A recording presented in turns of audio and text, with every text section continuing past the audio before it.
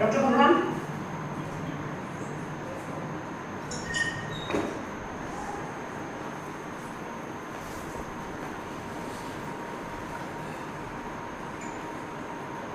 Shalini?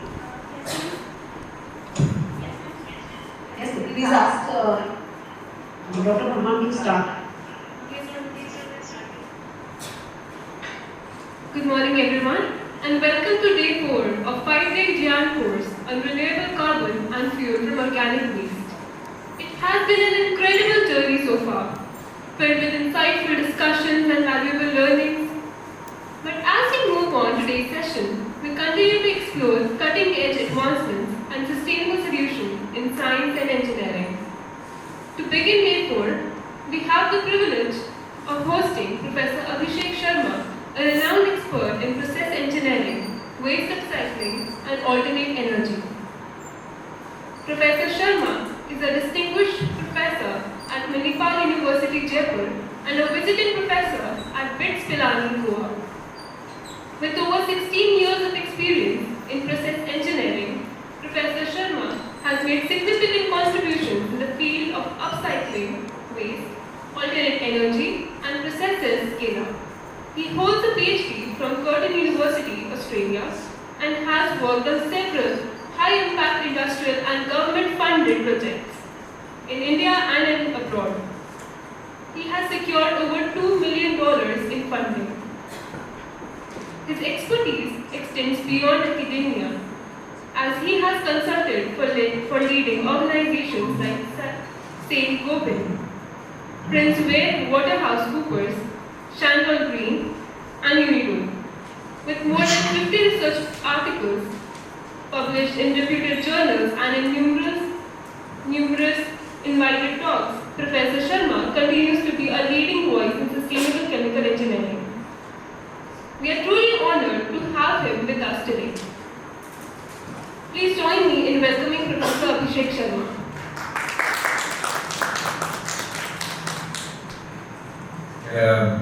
Good morning, everyone. I hope I'm audible. Yes, sir. Okay, great, yeah. Thank you, and thanks for the kind introduction. And also, I'm good to Dr. Garima for inviting me to, present our research, or you can say the solution for a lot of waste-related problems in the nation, as well as globally. And I hope this talk will be useful for the audience sitting over here. I'll just share my screen.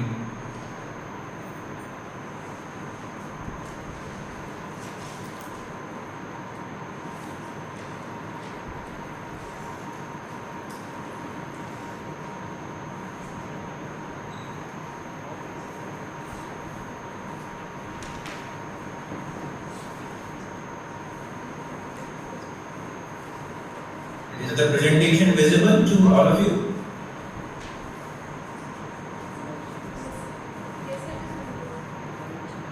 Can you see my screen? Oh, sorry, sir. Not yet? Actually, your Google Meet screen is visible. Okay, just a moment. Technology has its own merits and demands, right? Sometimes you just need to follow the right step. Give me a sec. Let me try it now.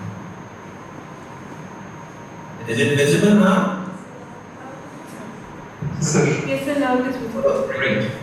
Okay, so morning again, and I think the theme is quite useful for all the participants, not only with respect to this course, but also to develop certain solutions for the country, initially as well as internationally, because this is the high time for for the nation to look for sustainable solution and circular solution for waste, and that's what our team is working. And I'm sure after this talk you'll be visiting my facility in Jaipur, in Manipal, Jaipur. I'm currently based in BITS Pilani, Goa campus.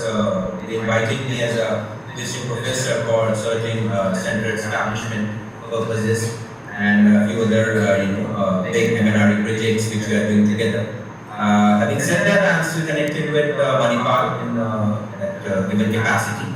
and assisting my team over there for scale-up solutions. I'll briefly mention about few of those solutions over here because of the limited time. And then I think we'll be visiting those facilities which we are using or which we have used so far in developing those solutions. So our expertise lies in scale-up from, you can say, lab scale, or basically from milligram scale to kilogram scale, or that pilot scale solutions. Moving forward, in the nation, we know the current status of biomass waste. I'll start my talk with biomass waste because that's a big problem for the country. And biomass, when you say, it's being classified in different ways. Let me just simplify the equation. We are just talking about the waste which is not being used as a capital product, as it is just being burned, on the fields. We have seen those kind of situations, especially in the NCR region. So that waste itself is 200 million metric tons per annum in the nation, and it has a good calorific value. So a lot of this waste currently being used also in the brick kilns in giving energy to the manufacturing of bricks. But the concern there as well is that it's not being combusted properly, and there's a lot of release of particulate matters and harmful gases. So we have to develop those sustainable solutions, or you can say solutions which won't emit harmful gases, or you can say pollutants in the atmosphere through the advanced technologies. And that's what the focus of our research. The energy content of this biomass is quite significant. It's 18 to 20 megajoule per kg.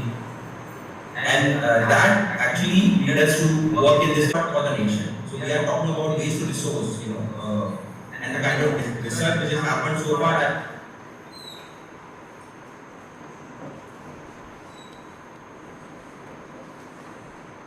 We have to go for the process integration. I hope my slides are moving. I'm just confirming again. Are you guys able to see my display research slide? Great. But many times, I'm on some other slide and people are seeing some other slides. And so as I was saying that these solutions we are building not in silo. We are working with a number of industries, with a number of other stakeholders to deploy the solution on the ground. Because it's not a one-man job. We have to work as a team. And I know we also had a very good discussion with Dr. Garima how to develop those collaborative solutions for the country. So we are talking not only the biofuel as such, which is useful for the boiler fuel, but also talking about the fuel which you can generate from this biomass and can be used in refineries. We are in fact working with Bharat Petroleum Corporation Limited to develop such kind of integrated solution using biomass, which can be used as a feedstock in the refinery to be blended with vacuum gas oil. With that, we are working on a couple of big projects with DST, through their hydrogen vehicle platform, as well as the Ministry of Renewable Energy for green hydrogen production from biomass. So these two flagship programs we have recently started, and we are aiming to develop green hydrogen from biomass, which is the need for the nation, as well as the sustainable aviation fuel. That's another big area on which we are currently focusing. So we are not limited to one kind of fuel. We are talking about a range of biofuels as well as a range of biochemicals.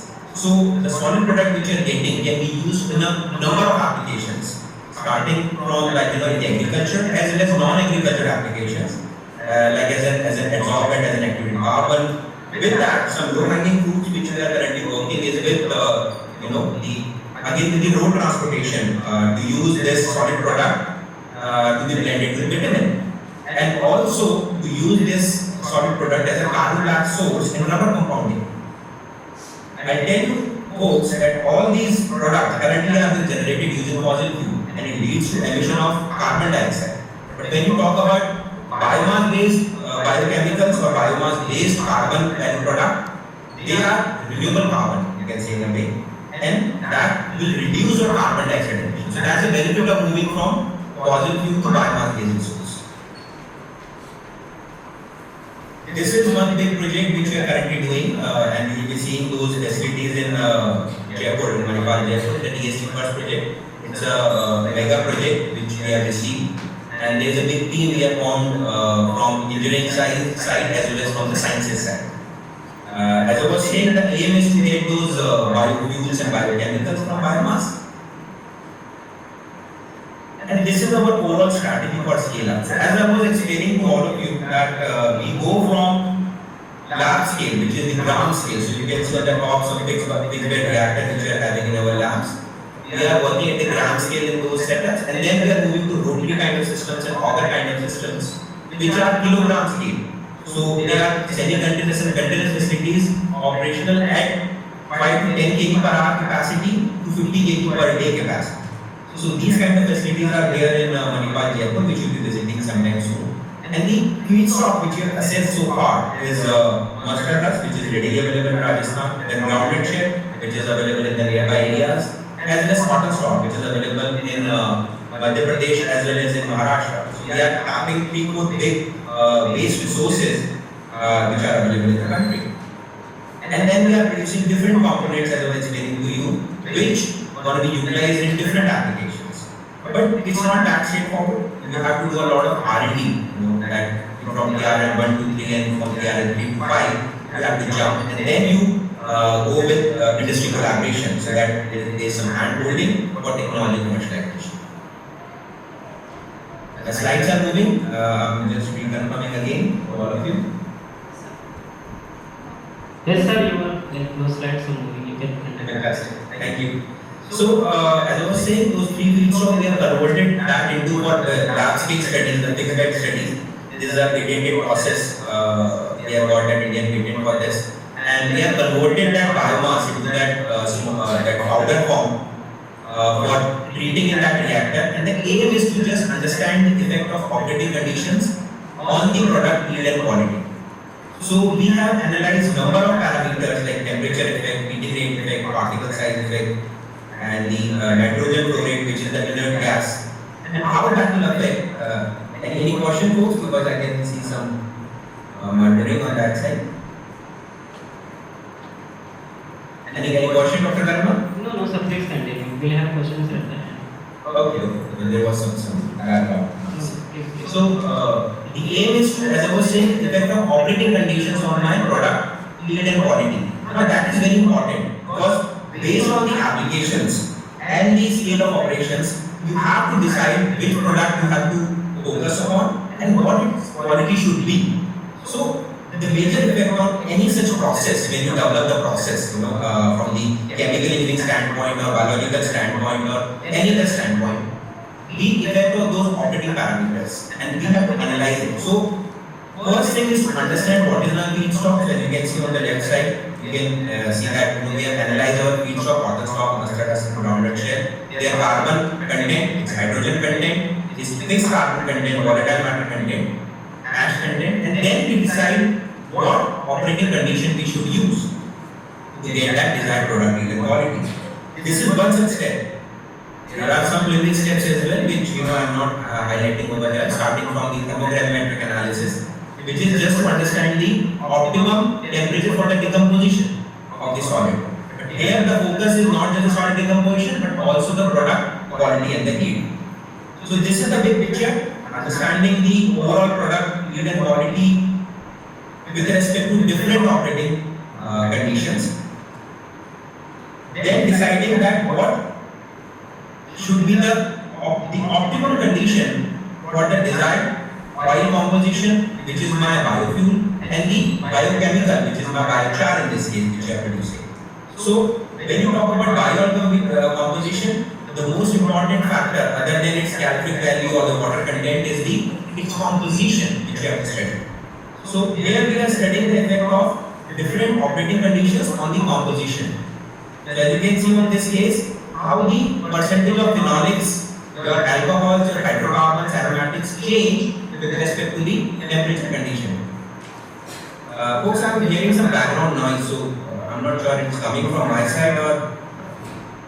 But here it is clear, sir. It doesn't have any noise. We are clearly audible. So I don't know, maybe also. Can you see the screen again? Yes, sir. Yes, it is visible. So, as you can see, it is a mustard husk. It contains many ketones, compound hydrocarbons, phenolics, aromatics, furans, and alcohols, and how it varies with temperature. So, the aim here is to understand that at what temperature we get the maximum amount of aromatics or maximum amount of hydrocarbons or phenolics, because that decides the state of the products. And accordingly, you move forward for the overall process integration. So the similar study we have carried out using bio composition is using GCMS or like your LCMS. Here we are talking about FPI studies to understand the functional groups, which we can then correlate with our GCMS studies. And here also we are seeing the number of compounds, the ketonic compounds and the carboxylic acids as well as the phenolic groups, which confirm that those compounds are available in the bio oil. Then the next study which we have carried out is the semi-pilot studies, which are explaining to you using auger reactor and a rotary kind of reactor with the same feedstock. But this time we have converted the feedstock into pellets because of the engineering limitations. When you feed the reactor with the as received biomass and due to its fluffy nature, there is some clogging happening inside the reactor. So we decided to go with the pellets which are easy to feed inside the reactor. And then again seeing the effect of different operating conditions, particularly the temperature effect. There are some other effects as well, like the heating rate effect and the residence time effect. But the major effect we are trying to understand here is the temperature effect on the yield as well as on the product quality. And then from all the studies we have seen that the optimum temperature to run these reactors with the given biomass. When you want to maximize the oil yield, which is your biofuel, you can go for 500 degrees Celsius. When you want maximum your solid carbon yield, you have to go at a lower temperature around 400 degrees Celsius. And if your main product is gas, non-condensable gases, which then can be converted into as a syngas into some other chemicals like methanol and DME, you can go at higher temperature, which is at 700 degrees Celsius. So the aim here is to optimize the operating condition to get the desired product. Now one thing which is very important in all these cases is to go for the overall metal energy balance for the overall your process. That is the most important thing, folks, because many times you don't know what you have given in your process and what is coming out of the process. And the best way to understand is to do the overall balancing. If there are any losses, you can account for it, and at the same time you will be able to understand how much carbon, hydrogen, nitrogen, oxygen is going from feed into your oil, into your gas, and into your jar. And that is very important because that will give you a bigger perspective. So when you want to do the overall balancing, the aim is just not to design the reactor, but it is also to go for environmental analysis and the life cycle analysis. Because whatever carbon you are taking in the oil or you are taking in that solid carbon product, that one way you are storing, and that storing will give you carbon credits. And government is quite interested in knowing that how much carbon we have stored in that product to get the carbon credits, and also it will allow them to meet the SDGs, which is your Sustainability Development Goals. So this is kind of interlinked to understand the effect of metal balance and energy balance on the overall life cycle analysis of the process. This is the overall energy balance, and this brings the confidence in the mind of people who are designing the overall system that from the total energy, how much energy is available in each product, and how you can use those products for downstream fuel and other applications. So all these studies have been done in using our team in Jaipur, and we will be meeting few of those members today, in my lab. Then again, the similar study which we did for the fixed bed reactor, we did a similar study for our semi-pilot reactor system, seeing the effect of temperature on the oil composition, and it's a very important step because through this we will be able to know the composition of product and the effect of temperature on its composition. The similar study we have carried out for all the feedstocks, so cotton stock, mustard gas, and that builds a confidence in the mind of not only the researchers but also the engineering team when we are building such kind of big plants, the pilot scale plants.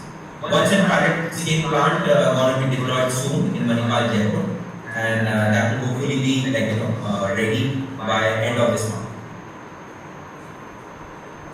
This is something which I was explaining to you. Whatever you are producing, you have to work now with industries to ensure that your product is having the required properties, and it's useful for those commercial applications. So in this case, we collaborated with BPCL. We have given our oil, whatever we have produced from our processes, to refinery. BPCL refinery, they tried in their R&D first of all. They have some standard refinery operations in their R&D center, as you can see on the right hand side, ACER plus MM unit. It's kind of mimicking the actual unit operation in the refinery. In this, they have blended our bio crude with their vacuum gas oil, which they are getting from the crude oil, or you can say from the conventional resources. And with this blending, then they tried it in their reactor system, the gas catalytic cracker, and has seen the effect of different percentages or the ratios of this bio crude on their actual product, which we use in our day-to-day life, which is like LPG, gasoline, and diesel, as well as some heavier product like coke. What has been seen, which is quite interesting, is when you go for 5% blending, there is increase in the gasoline yield. And mind it, guys, gasoline is nothing but your petrol which you use in your day-to-day life, in your cars, in your bikes. So this is kind of very interesting for the refineries, because if we can replace crude oil in India, we are importing around 200 million metric tons per annum. Even 10% or 5%, if we are able to replace it with our biofuel, it is of huge value to the nation, because that much reduction in the import cost would be there. So this way you are benefiting the nations. And this is kind of a sustainable solution for the country, as well as circular, you can say, in a way. So this is the different product distribution which we are getting. The gas, how the gas yield will be impacted, with the addition of your bio oil in that refinery reactor. The effect on the gasoline yield, as I was explaining, LCO, then the bottoms, as well as. So there are different slate of products we get from the refinery operations. The only catch here was, and that's the angle which we have to explore before jumping on commercialization. In the reactor, what has been seen that there is deposition of coke on the catalyst which they are using. Now, coking is happening because of the oxidant compounds present in the bio oil. The challenge is biomass contains very high amount of oxygen. Either you replace the oxygen before getting your final bio oil product, or you have to improve the quality of bio oil so that it can be blended properly with that refinery feedstock. So, based on this input we have received from BPCL, we decided to go for the next step, which is adding some amount of plastic waste in the biomass. Now, plastic waste is another big problem in the country. Plastic is coming not only in the rural areas, but in the urban areas in form of municipal solid waste. We are tapping those plastic waste which is available both in the rural and the urban areas, like your polyethylene, polypropylene. As you can see over here, what we did is we have carried out certain experiments using our semi-continuous reactor, which is a rotary phase reactor, which you will again be seeing it today. We mixed the biomass with the plastics, kind of we carried out the co-analysis studies to see the synergistic effect on my product quality and the yield. And we got some very interesting results that with addition of plastic from 10% we varied it to 60% in that feed. We have seen that there is increase in the hydrogen content in my oil and decrease in the oxygen content, which is quite useful, because higher hydrogen to carbon ratio and lower oxygen to carbon ratio is required by the refineries and by any fuel operations. So that has improved my heating value of my oil, as well as it has proved that it has actually given those useful data that H/C ratio and O/C ratio is in the range of what is required by the refineries. So this oil then we have again analyzed for its hydrocarbon content, and we have seen the hydrocarbon content is going up when we increase the plastic content. Because plastic is nothing, it's mainly hydrogen and carbon. There is very less amount of negligible amount of oxygen in the plastics. So this oil then we have transported to the BPCL R&D center, and then they have tried this oil as well. Using the similar facility, carried out the similar studies, And what we have seen is that the blending ratio of 10% of this oil with the refinery feedstock, there increase in the gasoline yield as well as LPG yield. Plus, there is increase in the diesel grade product as well, which is required by our trucks in the country. And at the same time, there is reduction in the coke yield as compared to the only bio oil addition. So that is something which is very useful for the refineries, and now we are moving to the next stage of this research with refinery participation. Another level of study which we have carried out is to extract chemicals from this oil. As I was explaining to you in the beginning, this bio oil contains a number of chemical compounds like phenol, your aromatics, ketonic compounds, like for example your perfurans are there, hydroxymethyl perfurant, as well as your acetone is there, plus your acid compounds, propionic acid is there. So can we extract those compounds? And we have to go with the separation techniques available with us. We definitely have to do some R&D over there. So we carried out the distillation studies and the liquid extraction studies for extracting those chemicals from those compounds, or basically from that mixture of compounds, extracting those particular desired compounds.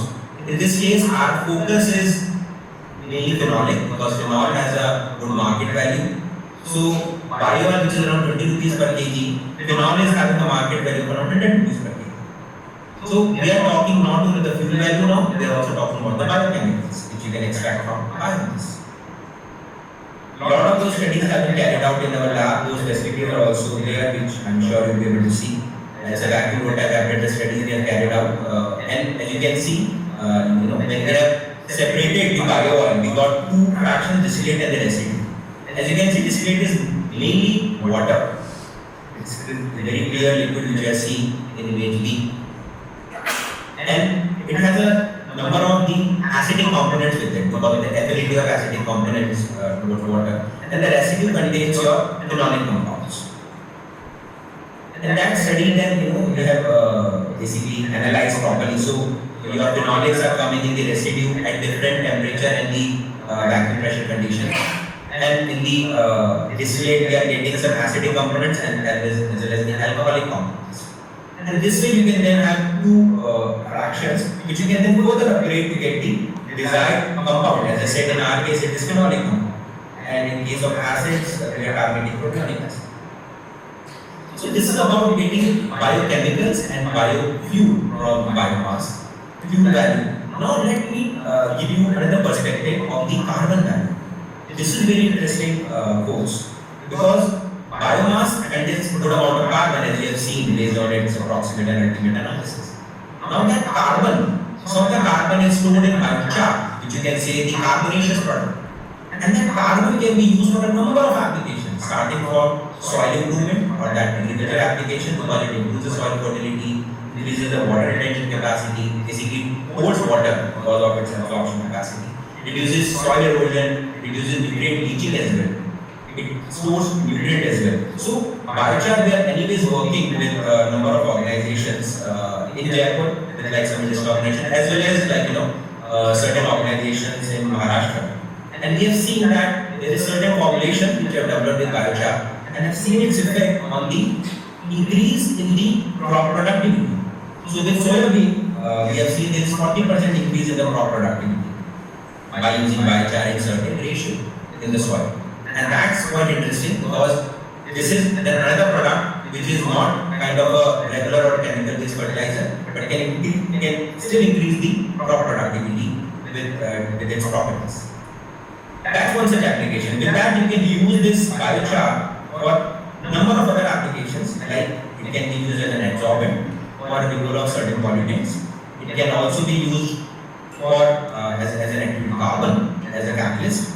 It can then also be used as an energy storage device, because it has those required carbon content or those properties which are useful for energy storage. And as I was explaining, it can also be used for other applications such as biobitumen and as a carbon black in the rubber sector.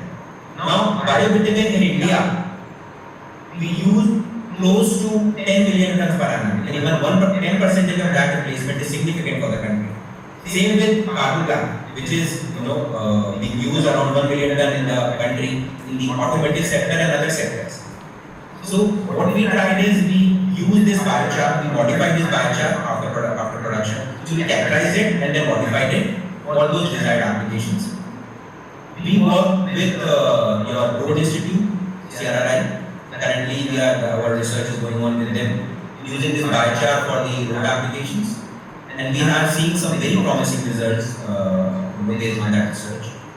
Also, this biochar can replace carbon black in certain percentage and a partial replacement in rubber compounds with the same properties of the rubber compound. So this builds a confidence in the mind of your stakeholders, basically the industry who are working with you, to take this solution from lab to the field.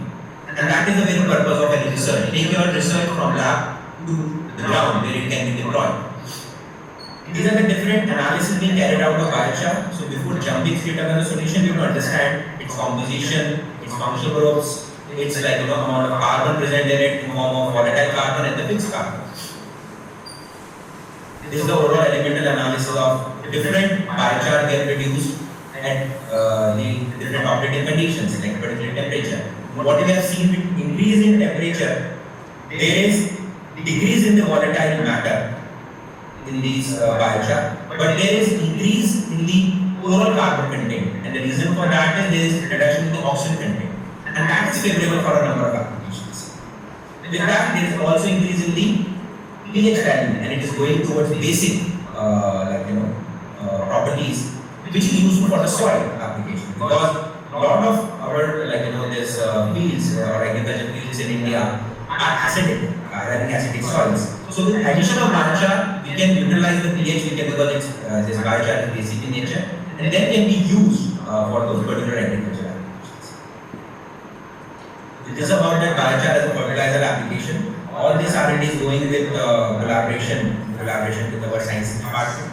They are doing a lot of work of using this biochar in soilless media as well as with soil, and seeing its effect on that germination percentage, shoot length, and the plant height currently. And recently they have patented one of this process also.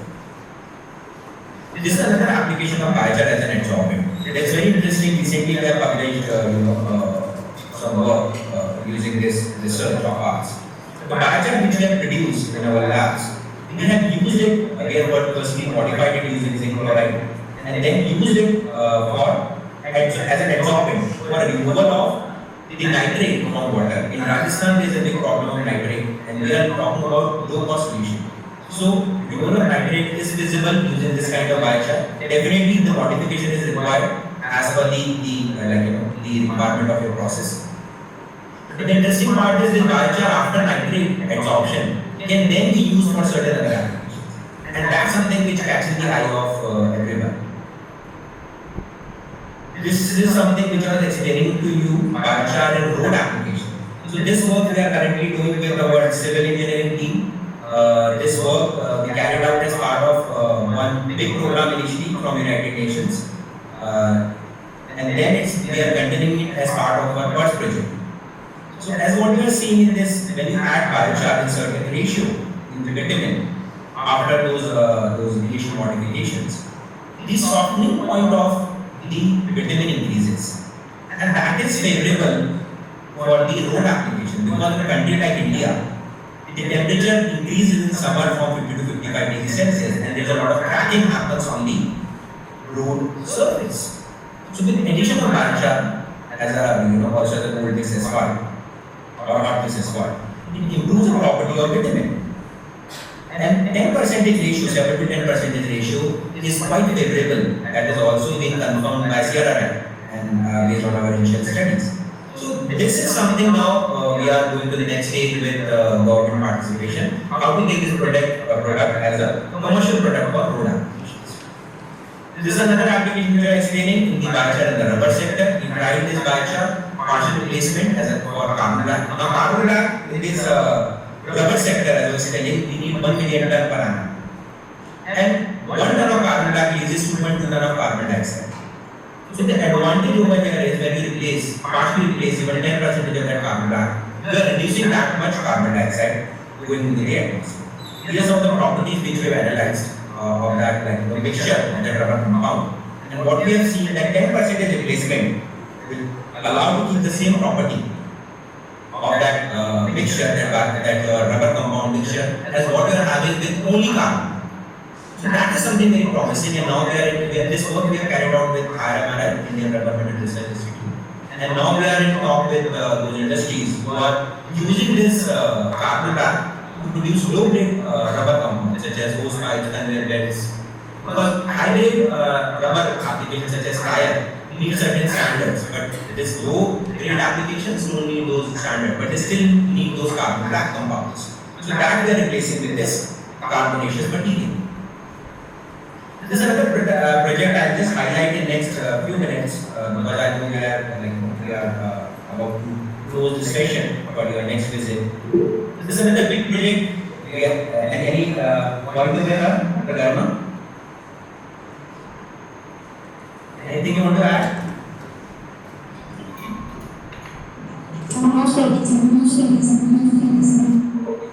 So I'll just continue. Yeah, please continue. Now, this another big project we did with an industry, UPL environmental offshoot PI, which is there in Gujarat, and as part of the STW project, the municipal solid waste which are getting in India is kind of a heterogeneous mixture made up of biomass, plastics, textiles, newspaper, waste mixtures, and the actual RDF which we made from that, those landfill sites, refuse derived fraction. We studied that. We saw in a similar manner as I explained to you, starting from carbogravimetric scale, which is from milligram scale to kilogram scale, and then to the ton scale, with the participation of industries. A lot of lab-scale studies have been carried out with that actual feed received from the landfill, as well as based on the different components available in that feed. So, we have analyzed the different components of RDF, which is the refuse derived fraction coming from municipal solid waste, and their mixtures. So we tried waste paper, textiles, plastics, mustard husk, which is one type of biomass, and it comes many times with as a feedstock in that MSW. Then the mixtures like paper and plastic we have mixed, then we have mixed it with the textile waste, and then the overall mixture, just to see its effect on the oil and the carbon-based product. This is something very interesting. They have also published this work. And the aim is to understand the synergistic effect of each feed component on the product yield and quality. Then again we analyze the oil for its composition, for its calorific value, for its water content, so that accordingly we can propose its application to the industry. The challenge which we have seen is the heterogeneity in the mixture in the case of MSW, and that actually it inhibits us to focus on the oil-based products, which is the fuel value. But then what we have decided, based on all this analysis and also based on our char analysis, that let's focus on the carbon-based product only, and the rest we can use for energy applications. All the volatile, instead of just looking as a fuel in the refineries or some other boiler fuel, let's just use it for energy and focus only on the carbon-based product. And that work we have carried out extensively in our labs, using the components as well as the real RDF we have received from our this industry site in Ahmedabad, and then use that char also for the absorption application. And we got some very promising results using that char as well coming from MSW. The reason for that is the functional groups available on the surface of MSW. The only challenge which I explained is the heterogeneity. So that we are trying to tackle at the inlet by ensuring that we have some pre-processing of the feed, and accordingly we are designing the overall process. Then we have carried out different studies as I was telling to you for the absorption applications. And this all the research which has been carried out in our labs, and you've been talking with those students. So let me tell you very honestly, folks, this is not just my research. I'm just a kind of supervisor for my team. There's a big team who is sitting there in Manipal and working day and night for getting these results. And then we are talking with industry to take the solution from lab scale or from our your pilot scale to the commercial scale. These are some other applications, construction applications. We are trying to use this carbon-based product and mixed it with concrete. And there also we got some very promising results with respect to the fractional strength and the compressive strength of the concrete which is used for construction applications. And that work is currently ongoing in our civil department with participation of certain faculty members over there, like organized there. Then again, we use the same biochar coming from MSW, not just from biomass, but the rubber compounding studies, and we got again some very promising data. Some issues we have received due to the high ash content. Then now we are currently working to remove that ash from that carbon-based product so that we can find out some higher application of that waste material as a carbon one. This is some process modeling studies. We use different modeling tools also to understand the overall system of its energy balance, metal balance, your sizing, your equipment sizing, and then your overall economics of the process. Because your process should not only be technically feasible, it should also be economically feasible. So for that, we started working with some RDF utilization plants. How to integrate this solution with the existing RDF utilization plants. They, like the industry told that this is their current scenario, that they are producing energy. They are generating steam and they are generating electricity. What we have proposed to them is two scenarios. How you can use our solution in which you produce carbon-based material and remaining energy you can use for steam generation as well as electricity generation. And that discussion has happened with participation of United Nations as well as some industries who are working in the managing the waste paper in those wells. So that work is currently being taken from, as I was saying, from our lab to the commercial applications. This is the process design which you carry out for designing the overall, you can say the process, and then implementing it on the ground. These are some real systems which we are seeing, which kind of being deployed in the industry, and how we can integrate with the existing system using our own process. This is the techno-commercial feasibility. So as I was explaining to you, we also have to carry out the techno-commercial feasibility at a very high level to make industry understand this process is not only technically promising but also economically feasible. So for techno-economic analysis of both the scenarios have been carried out together and have been explained to industries. This is another case study I'll very quickly mention it to you. Only mixed plastics we have used coming from one of our United project. And in this, what we have seen, the oil which we are getting is of very high quality because it's only mixed plastic and very less amount of inerts in that waste. That oil, once you distill it, once you fractionate it, you get a fraction which is directly useful in the engines. Not only as a boiler fuel, but actually in the engines. We tried it in the engines available in our university. We also be seeing some of those facilities. And what we have seen, it's equivalent to diesel grade product. In fact, it's relatively better than diesel grade product with respect to its carbon content, content of carbon residue. So that way you can actually use it with those diesel engines straight away, these products. These are the engine studies which we have carried out. They have compared this product with the pure diesel and have seen its effect on the not only on the performance of the engine with respect to the DHP, but also with respect to the emissions, the hydrocarbons, carbon monoxide, NOx, and that is in range with what we are having only with diesel. So that's quite promising data which we have shared with the industry. We have also tried that heavier fraction in this case. So other than diesel grade, we get another heavier fraction which is not char-based product, but it is mainly polyaromatic hydrocarbons, which then we tried in vitamin sector as well. And there also we got some very promising data that this fraction can go in the vitamin. Government is already proposing using plastics for mixing with vitamin, but this fraction is having much better properties because it will produce at high temperature. So it's a stable product at relatively high temperatures. Again, we have carried out high-level techno-economics of this project which we have presented to the industry so that they can deploy this kind of process in the industry. And currently this project is going for phase 2 with the Ministry of Commerce and Industries and participation of United Industries. They should be deployed most likely by from the beginning of this financial year. So this is all from my side, folks. Thank you very much for listening, and I think I am able to finish on time. If you have any queries, we can discuss, or else you can also email me.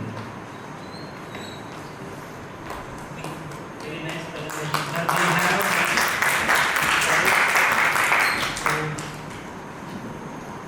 phytoremediation sites can be used for pyrolysis or converting into biofuel chemical, and how it is going to be like? Can you suggest on that? Yeah, that's a very valid question, and in fact, this discussion I had briefly with Dr. Karima. That any biomass, if we know its properties, and when I say properties, I mean its proximate analysis, ultimate analysis, and biochemical properties, then we can decide that how to process that feed, like the kind of pre-processing which is required, and then what conditions are required in my reactor to get the desired oil, which is your biofuel, and the desired carbon-based product. So, whatever feedstock which you are mentioning, if we have the properties of that, the proximate and ultimate analysis, and if you don't have, we can carry out those studies in our labs to reach to the conclusion that this feedstock is suitable for those applications. We have tried algae also. Algae is quite useful, which we can use as a feedstock for this pyrolysis process. The only catch over there is the high water content. So we need to go for the drying operation first. Drying needs some energy. So that we can include in the overall process integration. When you integrate the overall process with respect to its material energy balance, which I have highlighted, that way you can then remove that water first. Suppose the water content is 60 to 70%. Like in case of algae, it is close to 85%. So that water you can remove first, and then can use the feedstock for producing biofuel and biofuels. Can you comment on heavy metal content with this biomass? So it is absorbed or uptake by plants or plant parts with the biomass. Where it is moving towards, whether it will move to aqueous medium or oil medium, or it is remaining with the solid medium. That's a very, very good question. We worked extensively on this subject when I was in Australia on biosolid. Biosolid is stabilized slab, which has a very high amount of elements. What we have seen that in this case, when you pyrolyze or chemically decompose this kind of biomass, it stays in that solid product, mainly in the organometallic complexes. And the advantage of that is that when you use it for those certain applications, it remains in that same form, that biochar. It gets stored basically over there. So it is not coming with the oil, or it is not coming with the gases at those conditions. It will stay as solid carbon-based product. Its matrix, and you can retain it over there.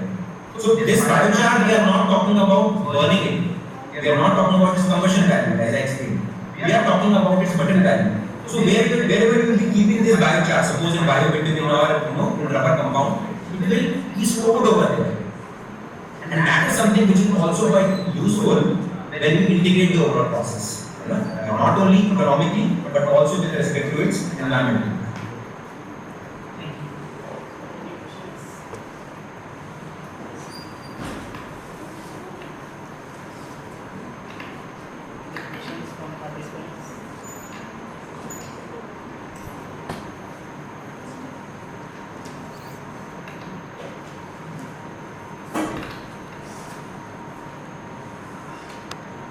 So it was indeed a very good discussion on the ongoing program theme we had from the last 4 days, and I'm sure practical some demonstration will be taking place at Manipal. So I'm really glad that you agreed to join hands with this onto our program. And if there are any questions, I think the participants can email Sir, has given his email ID in the last slide. And Dr. Bhagwan, is there any question? Yes, ma'am. Good morning, sir. Good morning. Sir, when you deal with mixed plastic, so there is a problem with the melting points of plastic, because different plastics have different melting points. So how do you tackle that? That's a very valid question again, my friend. I think plastic actually comes to the modern state as compared to biomass. Biomass has different properties. So plastic melts at different conditions, at different temperature conditions. In our case, we analyze first of all those plastics like polyethylene and polypropylene and polystyrene using that thermogravimetric analysis to see what its melting temperature and at what temperature it converts into the volatile state. Now, our temperature, which we are keeping in a reactor, is above those temperatures. So, when we have the mixed plastics, it ensures that all the plastic material goes into the volatile state. And what is left after that, which is your carbon-based product, is only the inert metals, or you can say the inert material, the some metal content which is coming with the mixed plastic, and some carbon value which can't be devolatilized. So, this way, like these different plastics get decomposed at those conditions. So suppose if my this temperature which you are mentioning, more than the volatile state, my interest is in the volatile state. So if that temperature, suppose it is 350 degrees Celsius or 40 degrees Celsius for polypropylene, and it is 450 degrees Celsius for polyethylene, I'll ensure my reactor temperature is above these two temperatures, which is close to 500 degrees Celsius or 550 degrees Celsius if it is required. So this will make sure that all the plastics get devolatilized and goes into the volatile state. And I hope you are clear with this thing. Yes. But still, if you have some doubt, because I want all the students, if there are students, should understand this thing very clearly. So when you are going to our labs, you will be able to see that thing happening in those conditions.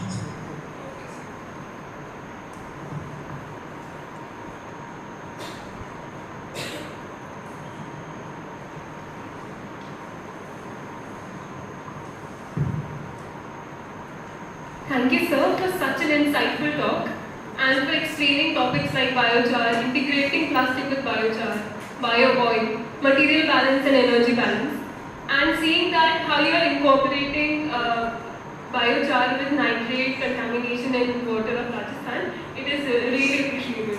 I hope that government takes some steps to integrate it on a larger scale so that everyone can benefit from it. So thank you again. And now I request everyone to proceed downstairs to board the bus. But before that, ensure that you are carrying your iCard because it is mandatory there for entry. Thank you. Thank you, Dr. Abhishek.